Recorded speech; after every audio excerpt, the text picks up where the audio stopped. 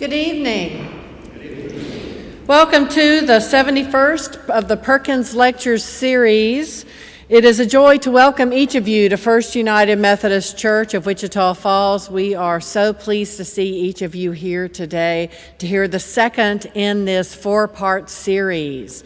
Be sure to remember that we have two more lectures tomorrow at 11 a.m. and 7 p.m. So if at all possible, we would love to have you join us for those as well.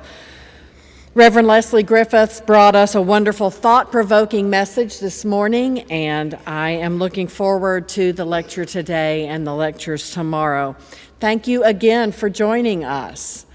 Everyone here is welcome to join us after the lecture is over in the atrium, which is straight back this way, for a meet and greet time with Leslie and his wife, Margaret. I know that you will want to have that opportunity to visit with both of them in person. So hope that you will join us after this service is over for that. Thank you. If you'll turn in your hymnal to 716, there is an error in the bulletin on the words that are printed in your bulletin. We hope to avoid the editing that you see in the hymnal, but on the first, second, and third verse, you'll sing up to the top of the second page.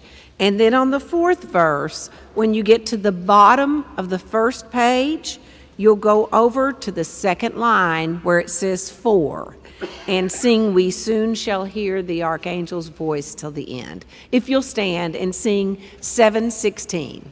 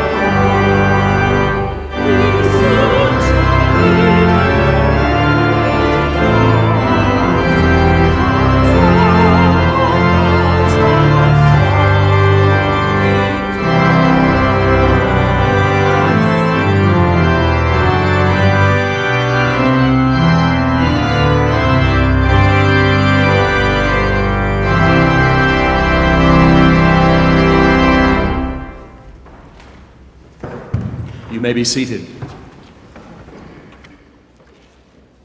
There are two readings this evening. The first is from 2 Corinthians chapter 4 at verse 13. The Apostle Paul is writing, and he says this, "But just as we have the same spirit of faith that is in accordance with Scripture, I believed and so I spoke, we also believe, and so we speak, because we know that the one who raised the Lord Jesus will raise us also with Jesus, and will bring us with you into his presence. Yes, everything is for your sake, so that grace, as it extends to more and more people, may increase thanksgiving to the glory of God. So we do not lose heart. Even though our outer nature is wasting away, our inner nature is being renewed day by day. For this slight momentary affliction is preparing us for an eternal weight of glory beyond all measure, because we look not at what can be seen, but at what cannot be seen. For what can be seen is temporary, but what cannot be seen is eternal." The word of the Lord. Thanks be to God. And then this from the Gospel of John, chapter 11, at verse 25. You will recognize the setting here as Jesus' conversation with Martha after her brother Lazarus has died. And in verse 25, we read, "Jesus said to her, 'I am the resurrection and the life. Those who believe in me, even though they die, yet shall they live. And whoever lives and believes in me shall never die.'" Again, the word of the Lord. Thanks be to God. Let us pray. Our Father in heaven, awaken in us the childlike reverence and trust in you that ought always to motivate our prayers. You have made yourself known to us through Christ, and so benevolent and kind are you that we are much less likely to be denied what we ask in faith of you than if we asked our human parents for earthly things. Help us to know you rightly, to declare the holiness of your name, and as we look upon all your works to glorify you. We praise you because in your creation we see your almighty power, and in your word we see your wisdom, your goodness, your righteousness, your mercy, and your truth. Help us to live our lives so that every thought, word, and deed may bring honor to your name, and keep us ever from doing anything that would discredit your reputation, and to do everything to encourage others to praise you. We ask this of you because, as our King, you are willing and able to give us all that is good. For truly, O God, you have power over all things. And we ask this so that not we ourselves, but so that your holy name may be glorified forever. Through Jesus Christ our Lord. Amen.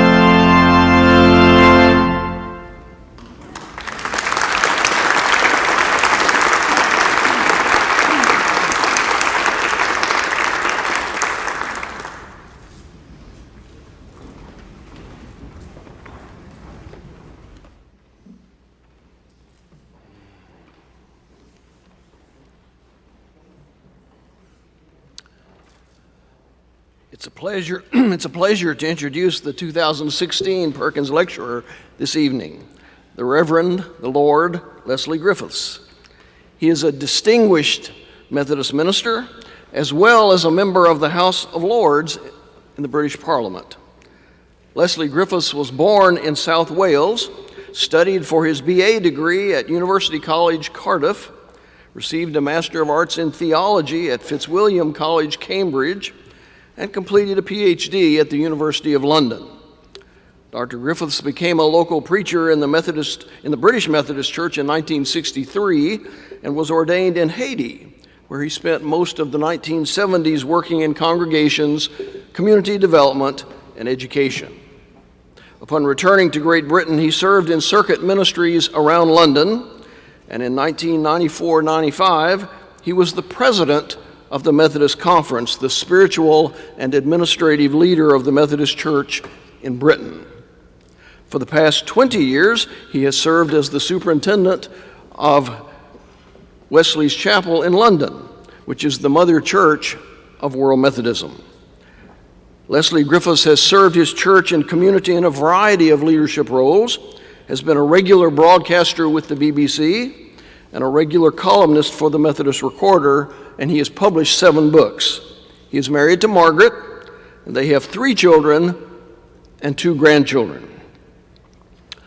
Frank Yeager said it best when he noted earlier that this man has a lot of formal and impressive titles. And so we Texans are not really sure what to call him, but I'll tell you this. It's easy to see that Leslie Griffiths is a delightful person, learned, quick-witted, fun, and easy to be around.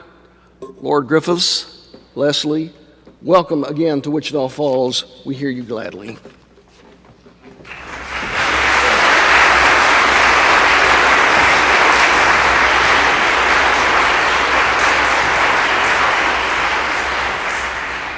Well, my dear Marvin, all I can say is that if you don't know what to call me, I refer you to my wife. She knows exactly what to call me.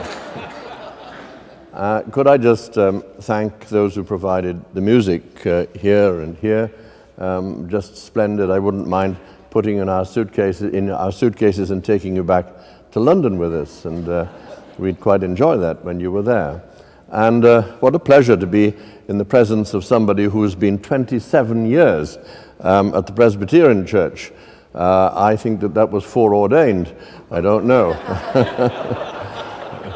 I've been 20 years at Wesley's Chapel, and I have to say that you look young enough to go on a bit longer yet, so there's hope for people like me. I'm going to try to do something this evening that I haven't ever done before, and I don't quite know if it'll work, but you have a way of letting me know. But I shall, with the lights dimmed like this, I have to say, I shan't catch any of you nodding off. But I have my spies out there, and they will tell me afterwards. This morning I wanted to just create an impression of what I consider to be the DNA of a Methodist. From its outset, there were people gathered together in provisional circumstances, nothing permanent at all. That dreadful foundry building that they met in for 40 years, like the people of God in the wilderness in the Old Testament. And it was during that time of provisionality that there was a dynamic at work. When things aren't certain, when you have to struggle to make everything work, then you're on your mettle, you do your best, you discover who you are and what you're about. The trouble sets in when we move into the next phase. We become settled. We surround ourselves with aesthetically pleasing artifacts, and soon our attention drifts from what is at the core of what we're here to do towards the things that A, we take pleasure in aesthetically, and then secondly have to find a lot of money to maintain, because these things do take our money away from us. So all of that I tried to do this morning, the dynamic of the provisional. This evening, grave matters. The bishop was here this morning, and unfortunately, because of a death in his wife's mother died just a couple of days ago, he's had to go back and is not with us. But he told me at dinner last evening that his birthday is May the 24th. And I'm not sure that we expect a Presbyterian to know this, but we Methodists understand that May the 24th is a very special day indeed. It's the conversion of John Wesley. His brother Charles was converted 3 days before that. And so at Wesley's Chapel, where after all we honor the memory of John Wesley in a particular way, he did build the place, he did live on site, he did work for the last 12 years of his life in that site where we now live. He died there on March the 2nd, as it happens. The anniversary of that will fall this week, and he's buried in our graveyard. And so on the 24th of May, we have a procession, and it begins at St. Paul's Cathedral, and it proceeds northwards to the site of the conversion, and continues northward to include St. Giles Church at Cripplegate, of which more anon, which is a very special place, and then on to a graveyard. You see, Grave Matters is the title. which is an astonishing graveyard. We walk through that, noticing this and that, before we finally end at the chapel, our own home, where we have an evening service which culminates just after 9:15, because in his journal on the 24th of May, he records that it was 9:15 that he felt his heart strangely warmed. So every May the 24th, that's what we do. And one or two of you may have experienced that. Most of you haven't. So I'm going to take you on a journey. I've just mapped out the route for you, or do you say the route, or something like that? The route for you. Let's just stick to proper English here. And in your mind's eye, I'm going to invite you to join me and others who are making that pilgrimage on the 24th of May. And I want us to observe certain things as we move along. I want to convey an impression this evening of an interface that we have at Wesley's Chapel that is a very precious one. We have many interfaces, let me tell you. First of all, we have our interface with the City of London, the center of high finance. It's where our banks, our insurance companies, where the financial order is organized and in recent years disorganized. And then on another direction, we have the interface with the world of high technology. At the end of our street, we have a roundabout. You don't have them in the United States. You're missing something. But we have a roundabout that we call Silicon Roundabout, because around it are built the great high-tech industry emplacements where startup companies come and where people are terrifically creative and come together to get little businesses organized that become big businesses. Even Google has settled on our street corner. So we have that interface. Behind us, we have nightclubs. On a Friday night and a Saturday night, you come to us and we're rocking and bopping and we're going for it in a very merry sort of way.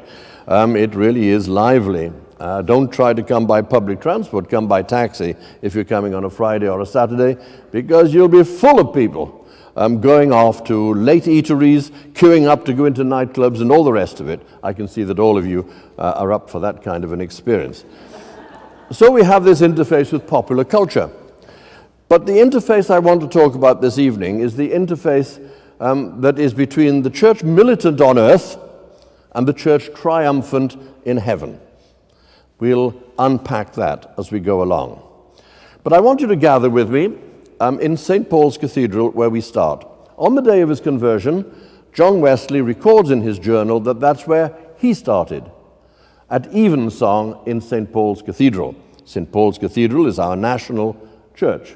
It's where the great events of state take place. It's where the grand occasions happen. And I am an honorary canon of St. Paul's Cathedral with my own seat there in the choir, and it's a ministry that I've enjoyed greatly. For 12 years I served on the Cathedral Council, and I'm able at any time I wish just to take my robes along and to join a procession and to take part in any of the services. I preach there regularly too. So, on this occasion, you are with me in the Dean's Aisle. There's a curtain in front of us, and presently the organist will finish playing, and the curtains will be drawn back, and preceded by a choir of up to 50 boys and men, we will go into the great full cathedral with 2,500 to 3,000 people there for whatever service it is that's about to take place.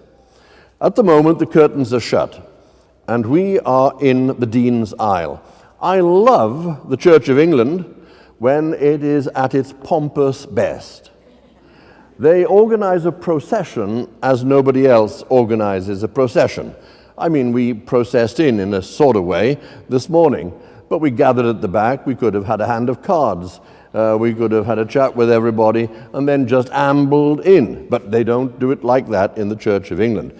In St. Paul's Cathedral, let me tell you, organizing the procession is a work of art. The lowest of the low in the procession are right at the head of the queue.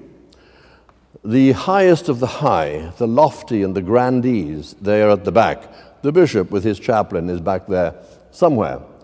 There are one or two people who feel that they have been badly treated and are too low down the pecking order and want to be further up it. And there are usually one or two discussions, negotiations taking place around those sorts of things. But for me, I am a middle-of-the-order man. As an ecumenical canon, I know my place somewhere in the middle. But in the middle of a procession forming in St. Paul's Cathedral is the best place to be. Why? Because I have on each side of me, as I'm in procession, two statues. On my left-hand side is a statue of John Donne, the poet. He was Dean of St. Paul's Cathedral, not this St. Paul's Cathedral, but of the St. Paul's Cathedral that was destroyed in the fire of London of 1666. There was only one artifact that survived intact, and it was this statue. And there it is in its alcove. John Donne, humble, wrapped in a shroud on an orb, a memento mori, someone facing the prospect of death and recognizing that one day he would be taken into the bosom of Abraham. That's here. Facing him here is a bronze statue in full rig of a Bishop of London of the early 20th century, at the height of the British Empire. This is an imperial as well as an imperious bishop. He's in bronze, he's larger than life, he's thrusting one foot forward, and he's gung-ho for the British Empire. The contrast could not be greater. The humble John Donne and the imperial bishop, reminding us perhaps of the ways in which the Church of Jesus Christ can choose to go. The humble path of servanthood, serving its generation, dealing with things as they arrive, or imposing an order on others.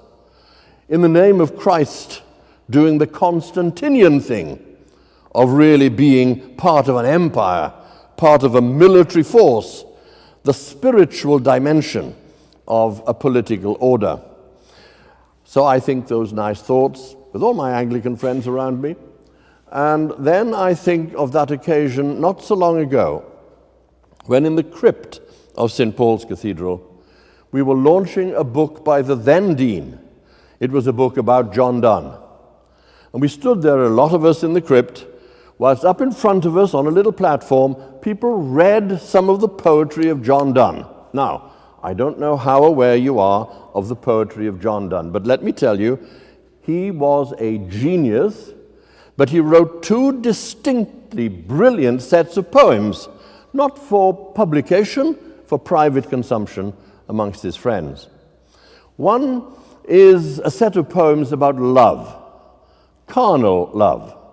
He has a poem where he says, "Busy old fool," pointing at the sun that dares to bring its daylight into the darkened bedroom where he and his lover are having a wonderful moment of rest and quietness. And those love poems are just so tender. The images he uses are so lively. They are a brilliant collection of love poems. And on the other hand, a collection of divine poems that explore the mysteries of the Christian faith in the most extraordinary way. Usually sonnets, but long elegies and satires as well. And his choice of language, he's called a metaphysical poet, because his ability to take very, very concrete images and use them in a way that sort of opens up meaning so that your thoughts spring towards the heavens. It is just splendid. Two collections of poetries. Now, what did they do in the crypt of St. Paul's Cathedral? Well, they had a clergyman read the divine poems, and they had a layperson read the carnal love poems. And I wanted to say, no, that is one of the besetting faults of the Christian faith. We don't understand that a love poem, fleshly and carnal as it is, as long as it's not exploitative or pornographic, is absolutely a thing of beauty. Why do we think that because it's about loving someone and their body and all that kind of thing, that we have to do it sort of behind closed doors and relegate it to lay people. So I wanted the clergy to read the love poems and the lay people to read the divine poems. That would have been a much better role casting for me. So I had my moment of protest. The church has never got sex right. It really hasn't. I mean, since the beginning, I think that the pale ghost of Plato hovers over the Christian church with his understanding of a dualistic, Manichaean approach to the flesh, which is evil, which traps us, and the spirit, which is pure and waiting to go back to heaven. Well, I don't believe any of that rubbish at all. And Plato, if I could manage it, if I were technologically more alert, if I could bring up Plato on the screen of my computer, I'd press the delete button and just enjoy the results. I really would. So here we are at St. Paul's Cathedral at the very beginning of our pilgrimage, and you can see from what I've already told you about the way forward that we could be here all night as I tell you stories like this as we make our way along. But that's enough for St. Paul's Cathedral for the moment, illustrating both the kind of the wrong-headedness of a Christianity that has too closely allied itself to militaristic causes. On the one hand, since the days of Constantine at the Battle of Milvian Bridge in 312 AD, and also hasn't quite known what to do with sex, the body, human relationships at their most loving and intimate, and so on. But we leave St. Paul's Cathedral and all that, and we walk 300 yards north, as John Wesley did on the day of his conversion, to the spot in Aldersgate Street where the conversion took place. We go up one floor above street level, and there's a huge flame monument, and on the flame, in bronze, are carved out the words from the journal of John Wesley.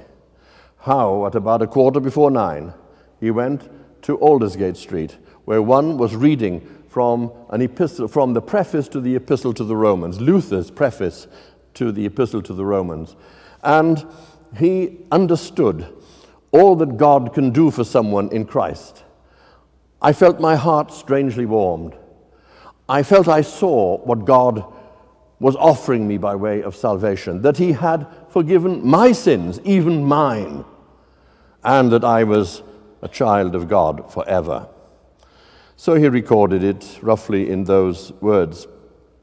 And so we have a little open-air sing-song, the songs of Charles Wesley. I did enjoy singing that hymn that we started with, and I don't know if you know it, and I don't know if we know it, but the tune was written by Handel, and Charles Wesley's son, Samuel, who was the man who popularized the organ works of Bach in England at the beginning of the 19th century, when Bach was almost unknown in England, on his researches in Cambridge, discovered a packet of papers, included in which were a number of hymn tunes that Handel had written for the hymns of Charles Wesley.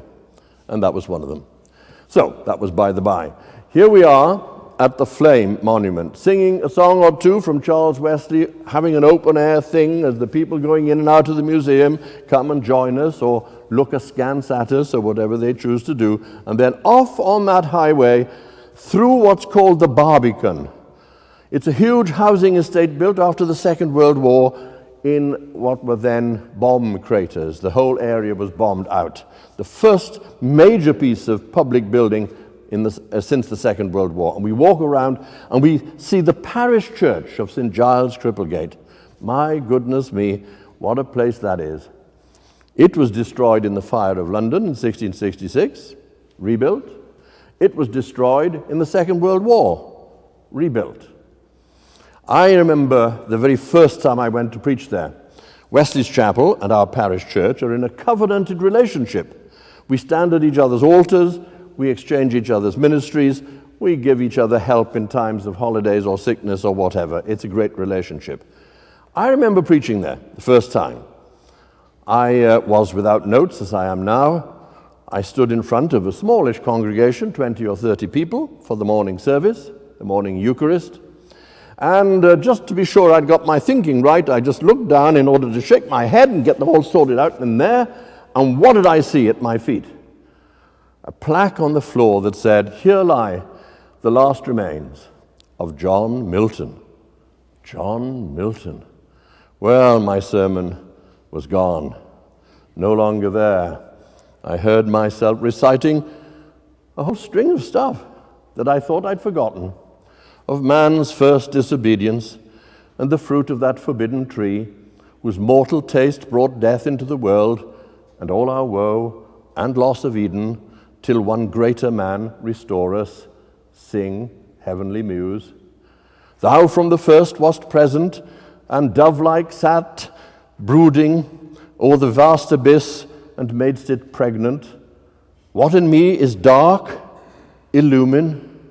What is low, raise and support, that to the height of this great argument I may assert the ways of providence and justify the ways of God to man. The opening of Paradise Lost. The invocation of the poet seeking God's help to set out the story of salvation, the struggle between good and evil that's at the heart of the universe, needing all the strength that the Spirit of God can give in order to achieve his great enterprise. And doing that, writing that, 12 books of it, whilst he was blind. And of course, those thoughts came into my head, and I remembered something else. When I consider how my light is spent ere half my days in this dark world and wide, and that one talent, which is death to hide, lodged with me useless, though my soul more bent to serve therewith my Maker, lest he returning chide. Doth God exact day labor, light denied, I fondly ask? But patience, to prevent that murmur, soon replies, God doth not need either man's works or his own arts. Who best serve him, they please him best. His state is kingly. Thousands at his bidding, speed and post o'er land and ocean without rest. They also serve, who only stand and wait. How often when I visit people, aged people in residential care, how often do I say to them, you're looking at a busy man, too busy to say his prayers properly, a wicked minister who isn't on his knees long enough in the morning. But you, my friends, you got time. Pray for me. When I'm old and can't do it, I'll pray for others. Let's do the ministry together. I'll rush around doing silly things all over the place. You be my prayer backers. And they love that. They also serve, who only stand and wait. St. Giles, Cripplegate, John Milton. John Milton, who knew that you had as Christians to take part in public life. During the Commonwealth, as we call it, our republic time we had for 20 years in the late 17th century, he threw in his lot with Oliver Cromwell. He did his bit to try and promote the values of the republic. And then, of course, the king came back, and it might have been curtains for Milton, but he said in a memorable phrase that he wasn't interested in fugitive or cloistered virtues. He thought that if you believed something, you ought to be on the streets with it. If you believed something, it should be in you as you went about your work, met your people, were at the crossroads of your life. John Milton was a very great man. And the sadness for me these days is that because our young people in school know so little about the classics or about the Bible, Milton is becoming almost unreadable, and we are missing out on a cultural treasure. Well, I mustn't keep you there for too long. We're on a pilgrimage here, and we're going to get stuck if we're not careful. Northwards still from Aldersgate Street and St. Giles Cripplegate, and we come to the entrance of the Bunhill Fields Cemetery. But I'm not ready to go in yet, because as I stand at the gate of this cemetery, what do I see? We're in the middle of what used to be, in the 16th century, theatre land. The Fountain Theatre, the Curtain Theatre, the Rose Theatre, where Shakespeare plied his art, where all his earliest plays were performed, in one of those theaters. Here we are, in the 400th anniversary year of the death of Shakespeare, the greatest of them all, surely. And so we've got to pause and think about him. I mean, who can ever write a more perfect, more beautiful line than one from his sonnets that says, "Love is not love that alters when it alteration finds." I mean, that is perfection. And as I enter this graveyard, I have to have the words of Macbeth imprinted on my mind. Macbeth was wondering as to whether life has any purpose at all, any meaning. Macbeth who's got his hands soaked in blood, who's been caused to think about whether it's worth even going on. Tomorrow and tomorrow and tomorrow creep in this petty pace until the last syllable of recorded time. And all our yesterdays have lighted fools the way to dusty death. Out, out, brief candle. And so he goes on to talk about life being a mere shadow, a poor player that struts and frets his hour upon the stage. It is a tale told by an idiot, full of sound and fury, signifying nothing. I like the fact that humanity seems to be divided into strutters and fretters. I married Margaret, and if you look at us and I tell you that we are the combination of both of those virtues, I don't think you have to look far to guess which is which. The strutter is in front of you, and the fretter is down there hoping that I don't forget my lines. So Shakespeare asks the primordial question, to be or not to be, that is the question, whether life's worth living. And so we move into a graveyard where everybody's dead. But do the gravestones ring with the music of eternity? What a graveyard this is. You see, this graveyard was first filled with bodies in the 14th century, at the time of the bubonic plague. Then for 2 centuries it was plowed over and all the rest of it, and it became just a fallow field. And then after the Reformation, when the Protestant church was dividing into Presbyterians and Anglicans, those who weren't Anglicans, why, they were obliged to be buried in non-consecrated land. And this was the non-consecrated land. John Wesley's mother is buried there, Susanna. But I should have added that her father, he was the rector of St. Giles Cripplegate, which we've left, and I forgot to mention the poor man. But he was thrown out in 1662 because he refused to sign the Act of Uniformity. At that time, boy, it wasn't the bishop who appointed a minister. It was your ability to sign a piece of paper that meant that you appointed yourself to an everlasting doom if you didn't conform. So we're in there, and here's George Fox asking us, beseeching us, when we see other people, to remember that there is that which is of God in every one of the people we'll ever meet. Never forget that there is that which is of God in every human being. And then we move in, and one of the national anthems of the Methodist Church in Britain, Joseph Hart, is over here. He's buried over here with his fantastic song. We said the Apostles' Creed in this morning's service. I don't go in for creeds very much. But this song by Joseph Hart is my creed.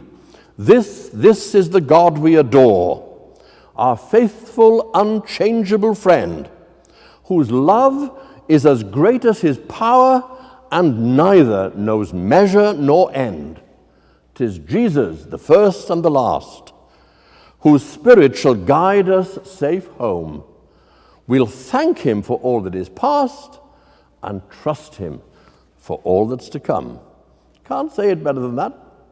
You don't need Greek mythology or Greek language stuff or any complicated sentences with subclauses and the rest of it. It's said, all there. Trinitarian, beautifully orthodox, simple and short. So we leave Joseph Hart for a minute, and off we come to the big transept. There's a path going through the graveyard, and there's a transept. And to the right of us, why, who's buried here?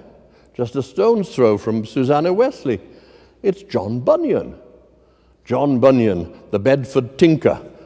But he died in London, and he's buried there. My goodness me, I've sat by John Bunyan's tomb more than once. The Pilgrim's Progress was given to me for my 21st birthday, and I often dip back into it. What a story of the human life in allegorical form is that. So you leave the city of destruction, and you head for the celestial city. That's human life. And all the way from there to there, you carry your burden. And there, in a bas relief carved on the side of a big box tombstone, is a picture of Pilgrim with his burden on his back. And as we know, we have to go through the Slough of Despond. We have to go over from the city of destruction. We have to go through Vanity Fair. We meet giant despair. We meet Mr. Worldly Wise Man. But we meet Mr. Greatheart, too, who helps us along. And we see not only the hill called lucre, money, greed, but we see the delectable mountains before eventually we are allowed in to the celestial city. And on the other side of the tomb, there's another bas relief, another little sculpture of the pilgrim. This time, he's laid down his burden, and the sunshine from God's face is just on him, and he is at rest.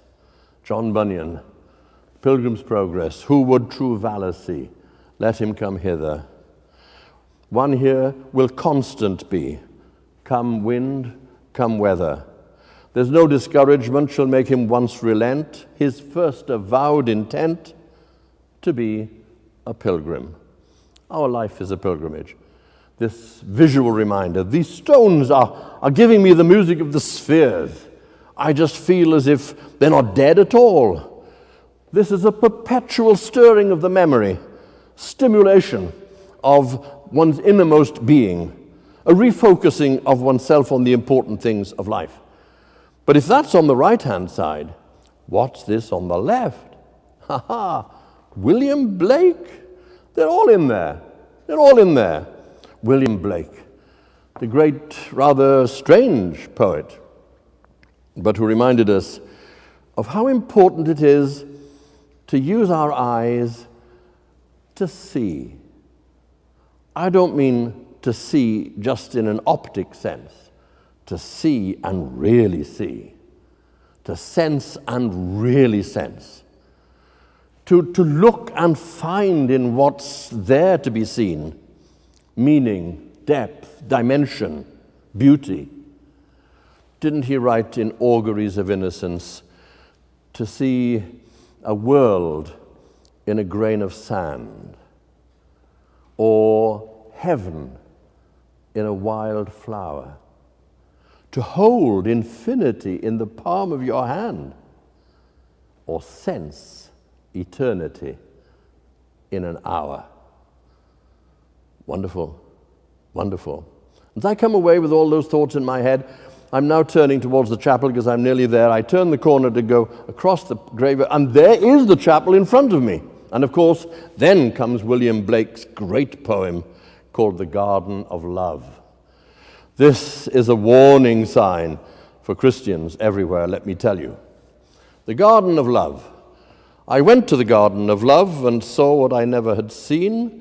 A chapel was built in the midst where I used to play on the green. And the gates of that chapel were shut, and thou shalt not writ over the door.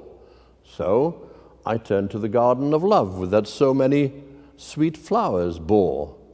And I saw it was filled with graves, and tombstones where flowers should be, and priests in black gowns were walking their rounds, and binding with briars my joys and desires.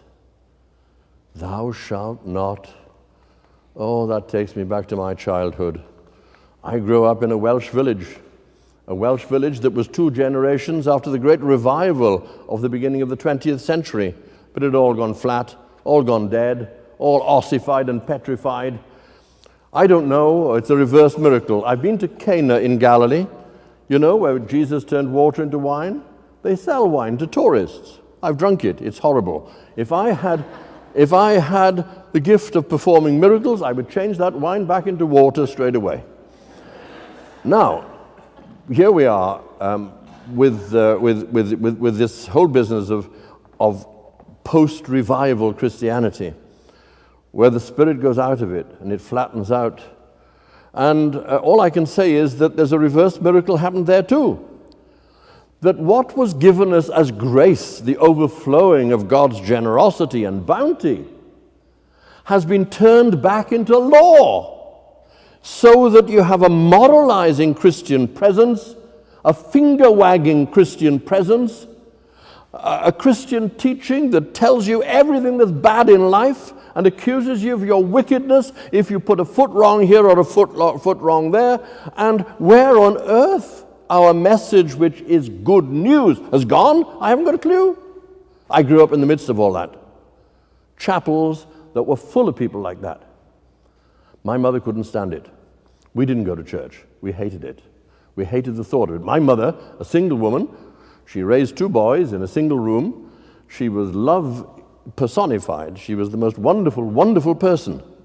But she didn't have a good word to say for the church. She said, I do like a little drink. I love my cigarettes. I put a little money on a horse, only for the big races, not for the little races. I do my football coupons just to see if I can win a little money. And I love my bingo. And also I'm divorced. If I go to that old chapel, she said, I know what they'll do. There's too many sermons for them to preach about people like me. And I'm not going to give them the pleasure. So she never went. It's only when I was in the ministry, she thought, well, a boy in the ministry is enough weight on this side of the scales to outweigh what's on that side. So she started going to church at that stage because I think that she hoped for the best. But in any case, thou shalt not was what it was all about. I saw people going to church clutching their Bibles with their gloves and their hats on, with faces that could have been etched in vinegar, facing the world with grim determination. It's horrible. I don't see anything attractive in that at all. And so I know about the thou shalt nottery of religion. I grew up with it and through it. And as I look at the church twisting itself this way and that, even now about what thou shalt not do, I just say to myself, you're fighting the wrong battles. There's a world committing suicide out there, and you content yourself with these struggles about petty things, especially if they have to do with sex. Do you think that's the most important thing in God's eyes? Of course it isn't. Have you ever seen gay people faithfully serving their Lord, serving their community, giving of themselves as best they can because they are faithfully wanting to respond to God's love in their hearts? Well, I have. And the thought that, per se, you can spend valuable time talking about whether they are in or out of the kingdom of God is to me a waste of time and energy. The wrong battles to fight. Thou shalt not writ over the door. By now, of course, I'm looking at my own chapel, Wesley's chapel, and I'm hoping there's not thou shalt not over that door. We'll see to it that it isn't. I'm nearly out of the graveyard. And on my left-hand side, now, with my house just across the street. From our bedroom window, especially in the winter when there aren't any leaves on the trees, I can see all these graves. When I open the curtains in the morning, there's the grave of Isaac Watts.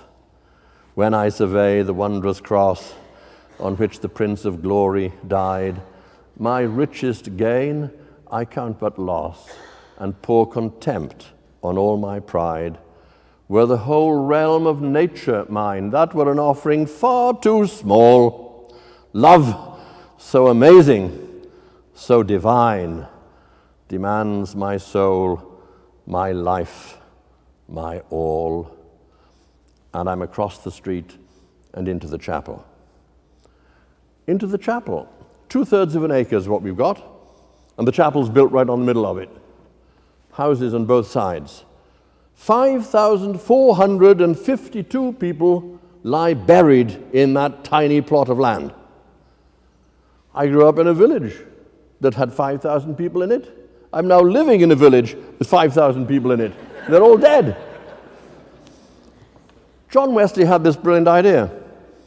It was that when people died, of his fellowship that is, they'd be buried, the first one in that far corner, and the next one who died next to them, and the next one next to them, and so on, so that we wouldn't biologically group ourselves together in clans. We would be a fellowship in death as we were in life. So you get put in the next available grave. And that happened until he died. Then it didn't happen, but I'll come to that. He was number 883 to die. In 12 years, about 70 deaths per annum, about 6 a month. And he was number 883. I've analyzed, this is primary research done especially for my visit to Wichita Falls. This is primordial sociological research of the first order just for you. 45% of the people buried by the time John Wesley was put down into his grave, 45% didn't reach the age of 10. And that, of course, was the great plague of 18th century Britain. And it's tragic. And no wonder the poor man sort of set about doing something to help the poor when again and again and again children died before they'd begun their lives. The first person buried in that graveyard is Susan de la Fléchère. Sounds French, doesn't it? Do you know why it sounds French? Because it is French. And how come? Well, in 1595, Louis XIV of France, he revoked the Edict of Nantes, and the Edict of Nantes had protected Protestants in Catholic France from persecution. He rescinded it, and instantly Protestants were persecuted, and they fled in their thousands to England, to other parts of Europe, to South Africa, and a few. No, I don't think they did come to America, because in 1595 there wasn't an America. So there were immigrants, thousands of immigrants. I think it's symbolically fantastic that the first person buried at Wesley's Chapel was an immigrant. Let Susan de la Fléchère hold the standard for the way we offer hospitality, warmth, and humanity to immigrants, instead of thinking of them as demons and threats and subhuman people in some way or another. Of course we have to have a management strategy, but let's not start. Remember George Fox. There is that which is of God in everyone. Well, she was buried, and then John Wesley, in 1791, March the 2nd, he was buried there. And, well, after that, the great and the good, isn't that the way of the world? They said, we want to be buried as near John Wesley as possible. Adam Clarke, the great Bible scholar, didn't die till 1832, and he got in right next to John Wesley. That's the way it happens. The poor get pushed out to the margins, and the great and the good command the high ground. It's the way of life. It's humanity, and it's wrong. John Wesley had it right. Well, next Sunday, in Wesley's Chapel, we will, at the end of the service, walk out of the service and straight into the graveyard, and as many of the congregation as can stay will join us. And we will have a little Thanksgiving ceremony for the life of John Wesley. In that house, he just had a little flat, just a little apartment, just 3 rooms, a bedroom, a sitting room, and a prayer room. That's all he had. Extraordinary man. He could have made millions. That's all he had. So, that's where he died. What a death. What a death. 2 days before he died, he wrote a letter to William Wilberforce. William Wilberforce was the man whose activities in Parliament brought an end to the slave trade in Britain. And John Wesley himself had been against slavery since his first day, and in 1774 he'd written a treatise against slavery. But he could no longer do it, he was dying. So he wrote to Wilberforce and said, well, old chap, it's up to you now. I'm not going to be here. Take the battle forward until the day when this execrable villainy comes to an end. If you can write the words execrable villainy when you're 5 minutes from death, I promise you that's a pretty good thing. It's clearly that he was not suffering from dementia or anything like that. So he wrote his letter to Wilberforce, settled his affairs, and then he went into decline. Then he asked everybody around him if they would sing. What did they sing? We'll sing it next Sunday at the tomb. It's Isaac Watts' hymn. I'll praise my Maker when I've breath, and when my voice is lost in death, praise shall employ my nobler powers. My days of praise will ne'er be past while life and thought and being last, or immortality endures. Dear old Isaac Watts, dear old John Wesley. And when it was all over, he said, the best of all is, God is with us. And with that, he died. So that's our pilgrimage. And you can see how important it is to work at that interface between the church militant on earth and the church triumphant in heaven. We are surrounded by a host of heavenly witnesses who can help us every day to refocus our lives on the path that is straight. Tomorrow, I may have something else to say.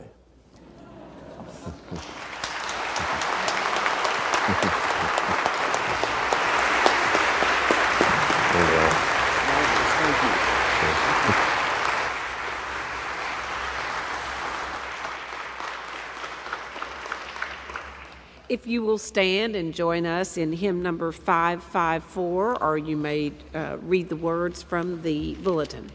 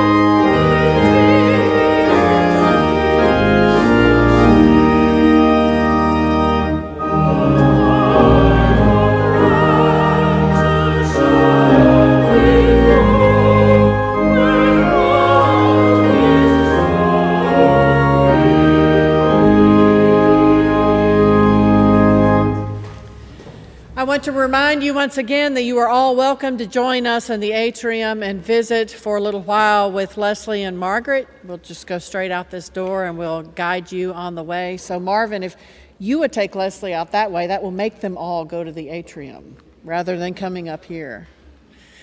Would you receive now this benediction from the book of Numbers?